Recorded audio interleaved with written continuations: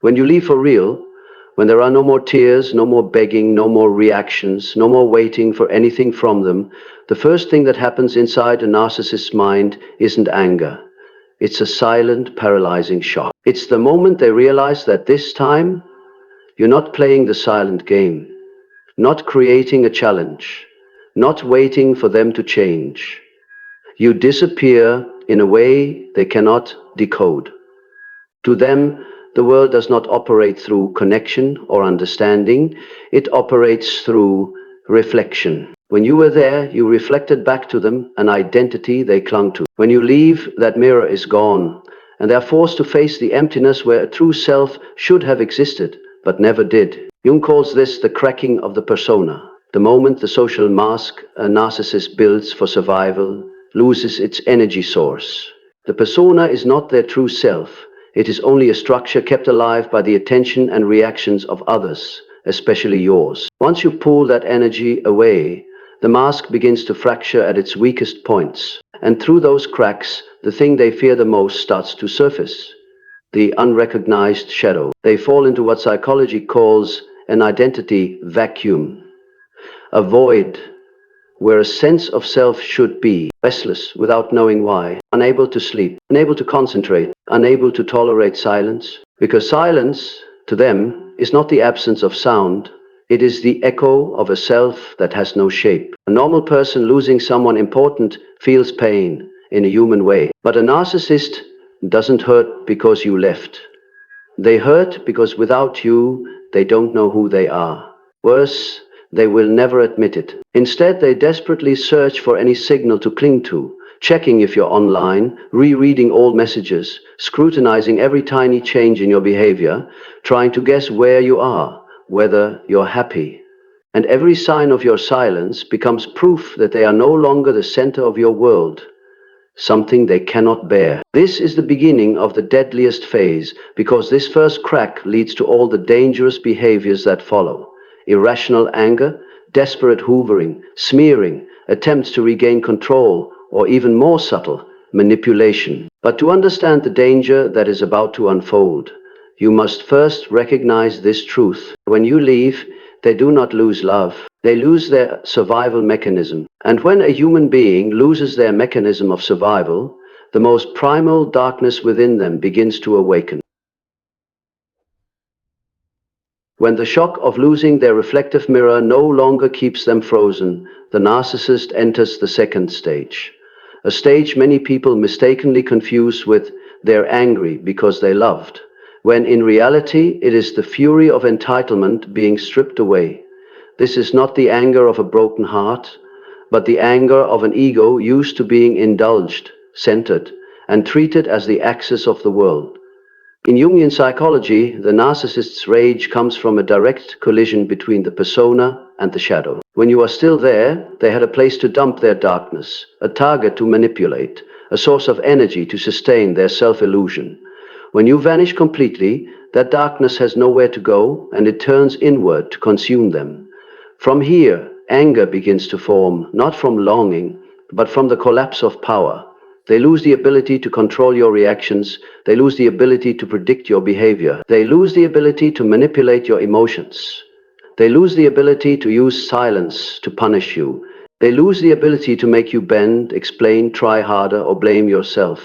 Everything they once used to twist you now fails, and that very failure ignites narcissistic rage, the explosive anger triggered when the ego feels threatened and its control is destroyed. In this stage, they show very specific behaviors, stubbornly denying the reality that you have left, emotional outbursts for no reason, repeating why over and over, placing all blame on you, devaluing you to elevate themselves, and rapidly rewriting the narrative so that they become the victim and you become the cruel aggressor.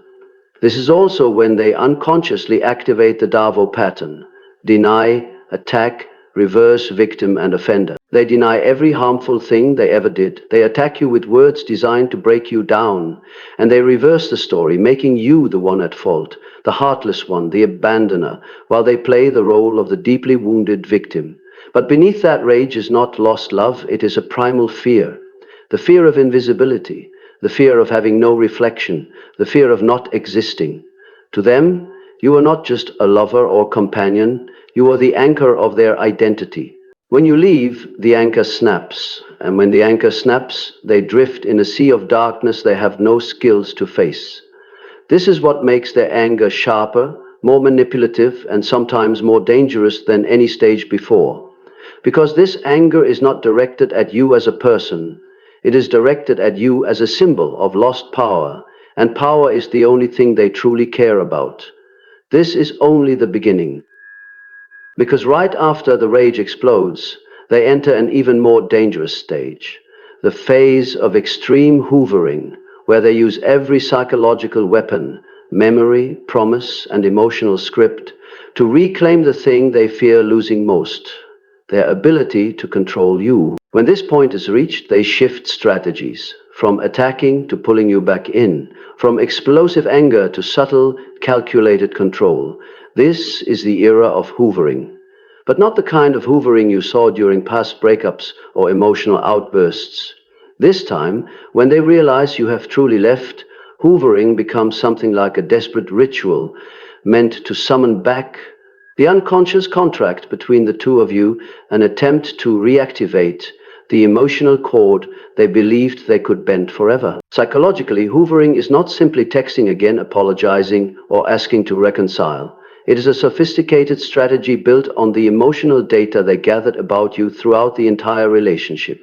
Narcissists, consciously or unconsciously, always observe. They notice every tiny gesture when you're happy, every flicker in your eyes when you're sad, the words you use when you're insecure, the memories you cherish, the wounds you struggle to speak about. To them, these things are not soul intimacy, they are a map of your emotional nervous system. Hoovering is when they pull out that map and retrace each sensitive point to see which door might still open.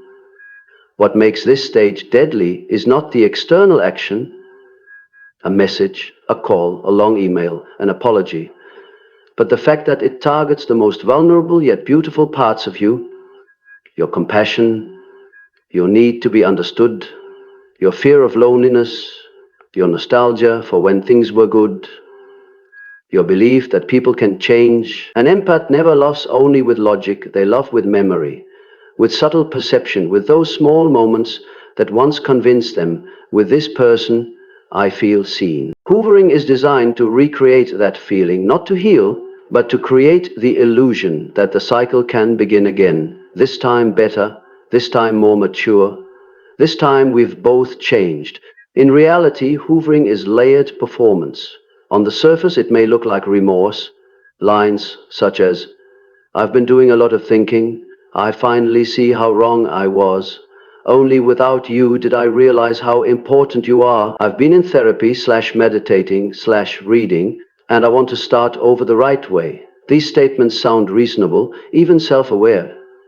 But if you look closely, you'll notice something. Most of them focus on their feelings, their emptiness, their needs, their pain in your absence, not genuine understanding of what you went through while living inside their emotional chaos. They hurt because they lost their reflection, not because they hurt you. They suffer because they are no longer the center, not because they realize they treated love cruelly. On a deeper level, hoovering uses timing and context as weapons. They don't message randomly. They appear precisely when it hits the hardest, when you're vulnerable, on anniversaries, holidays, after you post something ambiguous, when you're online unusually late, when you've gone through something visible on social media. They coincidentally write, I didn't know if I should say this, but I hope you're doing well, or I suddenly remembered that day. We were so happy it made my chest tighten. To outsiders, these words might look sweet, nostalgic, heartfelt, but to a soul once manipulated, they hit the exact area of memory not fully healed, instantly reopening old emotional files in your nervous system. Suddenly, the early beautiful days rush back. The hugs, the promises, the moments you believed you were loved for real. For a few seconds, your body reacts as if living in the past again, heart racing, stomach tightening, a part of you both guarded and hopeful. And that fragile intersection is exactly where hoovering is most powerful. From another angle, Hoovering is their attempt to reset the energetic contract between you. Unconsciously, relationships with narcissists often feel like an agreement. You give them light, empathy, emotional translation, and they give you the illusion of connection, validation, and specialness. When you break the contract by leaving silently, you don't just walk away from a relationship, you dismantle an energetic structure they rely on to survive. Hoovering is their attempt to send you a contract addendum. I've changed, come back so we can rewrite it. This time I promise it'll be different. But what they don't say is the contract itself hasn't changed. They only change the packaging, from aggressive to gentle, from denial to confession, from cold to broken. Jung said that an unhealed ego will always try to preserve its old structure, even if it must pretend to change. Hoovering is that pretense. It allows them to temporarily feel noble, self-aware, deep, as if they're on a growth journey. But with awakened eyes, you notice it lacks the core ingredient of genuine transformation, responsibility. Someone who truly sees their shadow doesn't just say, I was wrong. They accept the consequences of that wrongness, even if the consequence is losing you forever. They would not break your boundaries to soothe their guilt. They would honor your healing, even if it means they are no longer part of your life. Narcissists are the opposite. They view your boundaries as an insult to their ego, a declaration that they no longer have unrestricted access to you. Hoovering is the attempt to reclaim that access. It is not a humble request. It is a sugar-coated attack. One of the most overlooked truths about hoovering is this. It doesn't target who you are now, it targets who you used to be. The version of you who still believed in their potential, who hadn't yet accepted that the chaos was a pattern, not a mistake. The version still stuck in healing mode. Every word they choose is crafted to awaken that older version, the one who forgave easily, waited patiently, blamed herself for not being more understanding. If you respond from that old self, you will almost certainly be pulled back into the cycle. But if you read Hoovering from your new self, the one who sees the pattern clearly, who recognizes how you slowly vanished in the relationship, who now feels peace returning after leaving, you realize it's an emotional hologram. It looks real, but it has no substance to sustain itself. What makes hoovering cruel is that it not only tries to reopen old wounds, but also makes the victim doubt their own evolution. You might wonder if they can say things like this, have they truly understood? If I don't give them another chance, am I being cold? If I ignore them when they are hurting, am I becoming like them? These questions arise because hoovering is designed to hook your guilt, your sense of duty, your identity as a good person. Narcissists know you don't want to be unkind. They put you in a position where refusing them makes you feel guilty. That's how they force you to choose between compassion and self-protection. But in reality, it is a false choice. Mature compassion does not mean granting someone access to destroy your boundaries, and self-protection is not cruelty. From a Jungian perspective, hoovering is the final test of whether you've shifted from naive compassion to differentiated compassion. Compassion with boundaries, where you can see their pain without making yourself their emotional supply. Energetically, many people describe that even without responding, they feel a wave of internal disturbance. Insomnia, dreams about them, racing heart, sudden unexplainable anxiety. That's because hoovering doesn't occur only at the informational level. It triggers the same conditioned nervous system pathways that once responded to them. Sometimes what you need is not a reply to them, but a reply to yourself. This time, who am I choosing to protect, them or me? When you begin to choose yourself without guilt, hoovering loses its greatest weapon. It becomes noise from a world you no longer belong to. And at that moment, something interesting happens. Hoovering shifts from pleading to irritation, from I miss you to you're so cruel, from I was wrong to you weren't perfect either, from I wait for you, you'll regret this. This is the sign that the true structure is revealing itself.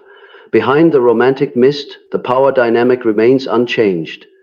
They cannot withstand the reality that this time you didn't just leave them, you left the version of yourself who once allowed them access without knocking. And that is what makes hoovering so painful for the narcissist. Not that you didn't answer their message, but that you are no longer the person those messages were designed to manipulate. In the opposite direction, when you look at hoovering with awakened eyes, it becomes a reverse mirror. It no longer shows you how much they miss you, but how much you've changed. You realize how far you've come since the last time you cried over them, and how priceless your current peace is. Too precious to trade for a few sentences written in an ego-driven panic. And when you see that, hoovering shifts from the final dangerous blow into the official ending of the unconscious contract between you. It becomes confirmation that the old cycle wants to repeat, but this time you are no longer a participant. When hoovering fails, when every message they send meets a flat, immovable silence, when you no longer react in any pattern they once predicted, the narcissist enters a stage they consider their last escape, rushing to find a new supply. But this is not a natural shift, as many people misunderstand. It is the survival reflex of an ego falling apart. In their inner world, losing you is not simply losing a partner, it is losing an entire reflective system they depended on to exist. So they don't seek someone new to love, they seek someone to patch the psychological hole torn open the moment you left. They leap into a new relationship with a speed that shocks outsiders. Sweet words, future promises, excessive affection, gentle eyes. All recycled as if from an old familiar script. But this time, something fundamental has changed. Their energy is depleted. You were the power source behind that performance. The new person is not. They enter the new relationship like an actor forced to repeat a role they themselves no longer believe in. So the mask they once held tightly before you begins to fall apart faster. The new person receives only a copy without soul, a rehearsal version in which the performer no longer has enough energy to invest emotionally. They try to repeat all the gestures that once worked on you. The long-held gaze, the talk about destiny, the promises of change, the storylines replayed exactly like the early love arc you once shared. But the emotional timing is gone. Their voice lacks the warmth that once fed off your energy. Their smile is strained. Their eyes lack depth. They once had the power to make you feel like the whole world disappeared when they looked at you, but with a new person, that magic no longer exists. Not because they lost the skill, but because they lost you, the source that fueled that skill. And when they cannot recreate the emotional experience you once gave them, they begin to sink into quiet disappointment. They feel the new person is not understanding enough, not deep enough, not sensitive enough, not intuitive enough. That person has no power over you, even in the absence of your true. But the truth is this: no one can be enough. No one can mirror their darkness the way you did. No one can both understand and endure their chaos the way you once did. No one can read their moods before they can name them. No one can love them with the same gentle yet unshakable love you gave. No one can become the perfect mirror you once were. What they're actually searching for in a new supply is a replica of you. A you wearing someone else's skin. But such a thing cannot exist. Disappointed because they cannot find you in someone new, their true nature surfaces faster. Control increases, irritation appears early, criticism comes out effortlessly, disdain rises like an old habit. And the new person, unaware of what's happening, suddenly faces the version of them you once encountered after the mask fell, except this time it falls within weeks, sometimes days. This is a special psychological moment for the narcissist. They cannot return to you because you are silent. They cannot cling to the new person because that person is not deep enough. And they cannot be alone because the darkness within them is too terrifying to face. So they drift between two realities. The old one, where you were the light, and the new one, where no one can soothe their internal chaos. And in that drifting, they are forced to confront the truth they hate most. They do not want the new person. They want the feeling only you ever created. But that feeling is gone.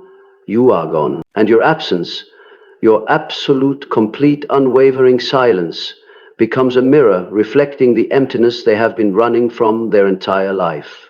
This is the root of the empty hunt. They chase new people to fill the void, but the more they chase, the more desperate they become. The more people they meet, the clearer it becomes that the emptiness is not out there, it is inside them. And when this truth becomes undeniable, they enter the next stage, identity meltdown, the irreversible collapse of their sense of self. When the hunt for new supply fails, when no one can become the energetic replica they once found in you, when emptiness follows them into every new relationship and clings to every moment they try to disguise, the narcissist begins to slip into the darkest stage of their entire psychological cycle, the identity meltdown. This is not the ordinary heartbreak collapse anyone might experience after disappointment. This is the implosion of an ego structure built over years through illusion, reflection, external validation, and social roles they believed were real. And when all of that loses its anchor, the structure has nothing left to hold on to except itself. The first thing they feel in this stage is not sadness or loneliness. It is existential disorientation. A normal person, even in failure, still knows who they are, what they want, and what they believe in. But for the narcissist, who am I has never existed internally. It has always been defined through the eyes of others. When no one is reflecting them, that question becomes a bottomless well. They look into it and see nothing. The terror of that emptiness drives them to avoid looking at it at any cost. They throw themselves into work, distractions, short-lived relationships, new fantasies, anything to avoid confronting the void. But the more they run, the more the darkness catches up. Jung called this nigredo, the phase when darkness completely overtakes consciousness, forcing the illusory ego to face its own falseness. For those on a healing path, nigredo is the necessary stage before rebirth. But for the narcissist, nigredo does not lead to rebirth. It leads to chaos. They have never learned to face their shadow without collapsing. And when they try to understand what is happening, they only see one truth. They have lost power. They no longer influence you. They can no longer disturb your emotions. They can no longer pull you back. Your silence becomes a living presence, a cold reality piercing their ego, whispering, "You are no longer the center of anyone." This is when they become dangerous in the quietest way. No more explosive anger, no more frantic pleading, no more surface-level drama. The danger now lies in what happens inside them, a collapse they cannot comprehend, a psychological blankness they try to fill with anything, a state they cannot articulate because they have never had words for it. This stage produces three distinct manifestations. One, compulsive repetition. They try to recreate the amazing person they once performed for you, but with you gone, the performance becomes distorted. Everything they once did effortlessly now feels forced. They lose their sense of social rhythm. They become disjointed, disconnected, lacking their former finesse. Emerging emptiness. They feel life is meaningless without knowing why. This is not ordinary emptiness, but a profound void, like being severed from their own soul. It is the consequence of losing mirror supply. When no one reflects them, they cannot feel their own existence. 3. Self-destruction. Consciously or unconsciously, they begin sabotaging new relationships, ruining opportunities, harming themselves through impulsive acts, drinking too much, chasing instant gratification, diving into anything that numbs emotional pain. They do this not out of pleasure, but out of desperation. To avoid the moment, they must sit alone with themselves. For you, this stage is proof that you are truly free, because if you were still in their life, they would use you to avoid this collapse. If you were still reacting, they would never reach this point. And that is the most brutal truth of all. Their breakdown is the evidence of your rebirth. A deeper perspective. During the identity meltdown stage, they often experience haunting images of you. Not images of love, but images of lost power. They dream of you. They obsess over your last words. They remember you at strange moments while laughing, working, or standing beside someone new. Yet what obsesses them is not you. It is the version of themselves they once became in your presence. A version that felt more functional, more seen, more existent. And when they realize no one else can activate that version, they sink further into the dark. Worse, in this chaos, they secretly attempt one more hoover, not through words, not through messages, but through energy, unconscious obsession, repeated thoughts of you, the invisible pull to draw you back, not out of love, but out of the desperate need to exist again through your reflection. But you are no longer the same. The person they are searching for no longer exists. The one who softened to their words died with your former self. Who you are now is a new being, a soul with boundaries, with clarity, with the understanding that your pain was not meaningless, but a doorway to awakening. And it is at this moment that something they never imagined begins to occur. You are no longer their victim.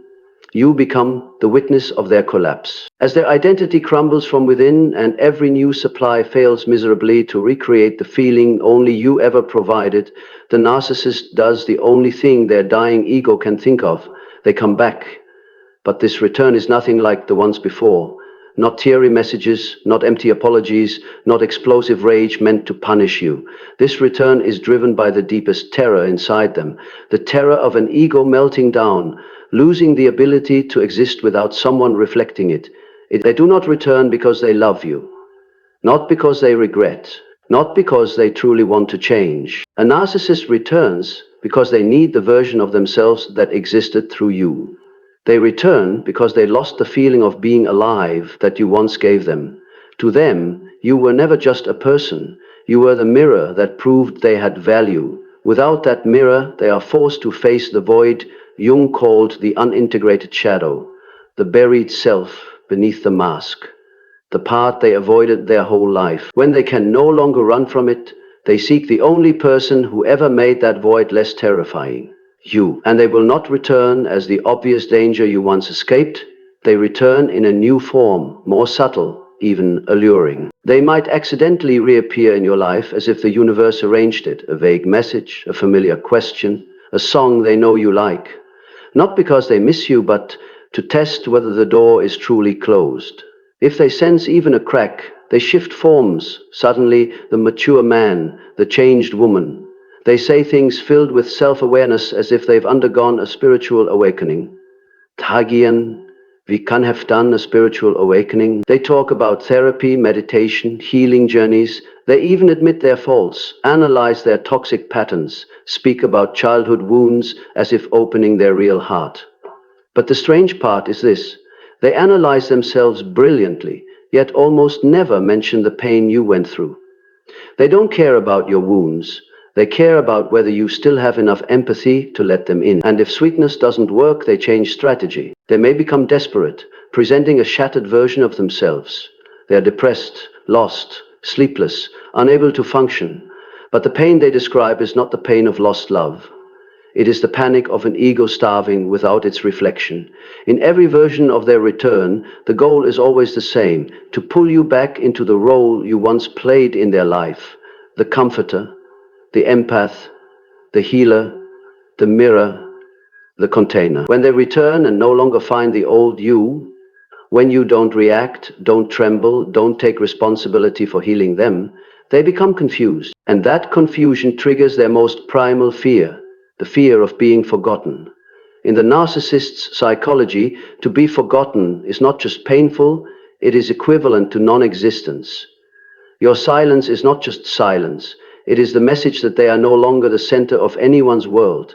And that is what drives them to return with either aggression or fragility, depending on their subtype.